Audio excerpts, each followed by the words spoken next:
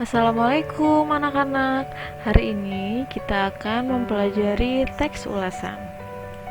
Pengertian teks ulasan merupakan sebuah teks yang isinya berupa ulasan, review atau penilaian pada suatu karya seperti film, drama, dan juga buku.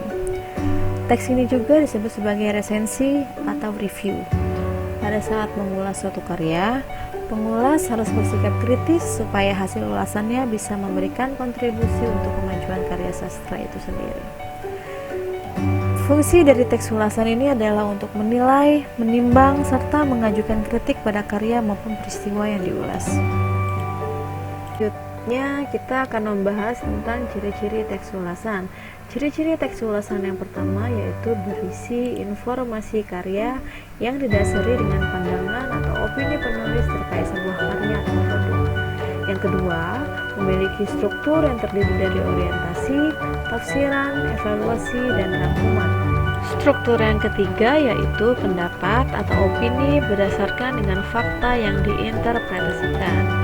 Untuk ciri yang kelima, objek pada teks ulasan berupa cerpen, buku, lagu, puisi, patung, dan karya sastra lain. Ciri yang kelima yaitu penggunaan bahasa. Penggunaan bahasa pada teks ulasan adalah bahasa baku, sederhana, dan komunikatif.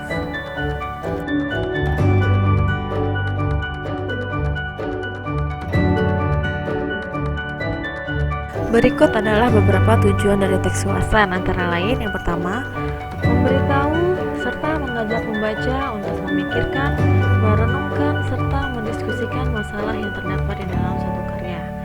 Yang kedua, memberikan pertimbangan untuk membaca sebelum memutuskan untuk membeli, memilih, serta menikmati sebuah karya. Tujuan yang ketiga yaitu memberikan informasi terhadap para pembaca terkait kelebihan dan kekurangan karya yang diresensi atau diulas. Dan yang keempat, memberikan pertimbangan terhadap pembaca apakah sebuah karya pantas untuk dinikmati atau tidak. Selanjutnya, kita akan membahas tentang struktur teks ulasan. Menurut tim Kemdikbud, pada bukunya yang dicetak tahun 2017, halaman 166, struktur teks ulasan adalah berbagai bagian unik yang membentuk suatu teks yang dapat dikategorikan menjadi teks ulasan. Struktur teks ulasan yang pertama yaitu identitas karya. Identitas karya mencakup judul, nama pengarang, penerbit, tahun terbit, dan sebagainya. Biasanya bagian ini bisa dinyatakan langsung melalui daftar atau tabel atau secara tidak langsung melalui paragraf deskripsi. Identitas karya juga tergantung pada karya yang diulas. Jika film yang diulas, maka nama sutradara juga biasanya dicantumkan. Selain itu, ulasan film juga akan memuat tanggal tayang, bukan tahun terbit. Struktur teks ulasan yang kedua yaitu orientasi. Orientasi merupakan pengenalan umum dari karya yang akan diulas. Biasanya, bagian ini menjelaskan mengenai bagaimana keberadaan karya yang diulas, apakah mendapatkan perhatian yang besar, karya dari seniman legendaris, atau menyebabkan kontroversi, dan sebagainya. Struktur teks ulasan yang ketiga yaitu sinopsis atau resensi. Sinopsis adalah ringkasan dari isi buku atau film atau karya lain yang akan diulas. Resensi yang baik harus menceritakan alur secara umum dan tidak boleh membocorkan keseluruhan karya. Selanjutnya, analisis. Analisis merupakan pemaparan unsur-unsur yang membentuk karya yang diulas. Misalnya, tema, penokohan, atau alur dalam novel dan cerpen. Bagian ini sebenarnya adalah opsional dan dapat diintegrasikan dengan sinopsis.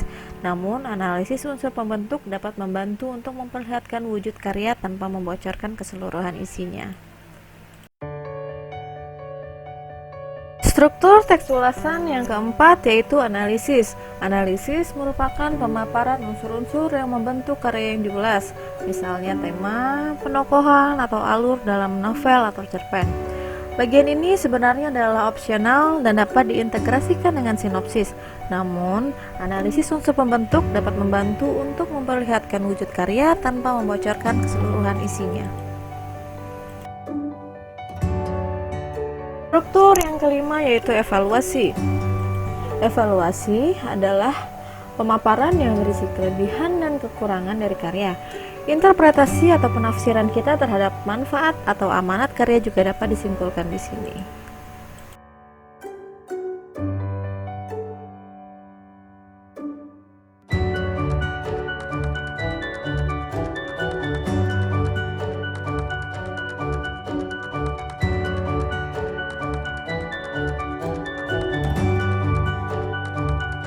Baik, selanjutnya kita akan membahas kaidah kebahasan pada teks ulasan. Kaidah kebahasan pada teks ulasan yang pertama banyak menggunakan konjungsi penerang. Contohnya kata bahwa, yakni, dan yaitu.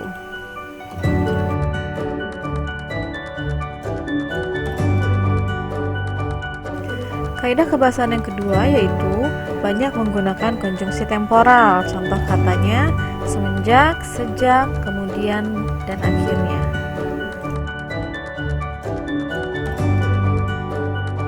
Kaidah kebahasan yang ketiga yaitu sering menggunakan konjungsi penyebab. Contoh katanya karena, sebab, oleh karena itu, dan lain-lain. Kaidah kebahasan yang terakhir yaitu menggunakan pernyataan-pernyataan rekomendasi dan saran pada bagian akhir teks yang ditandai oleh kata hendaknya, harus, jangan, sebaiknya.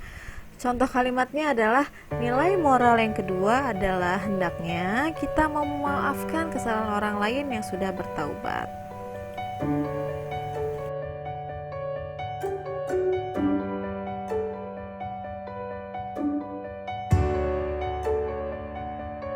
Selanjutnya, kita akan mempelajari langkah-langkah menulis teks ulasan.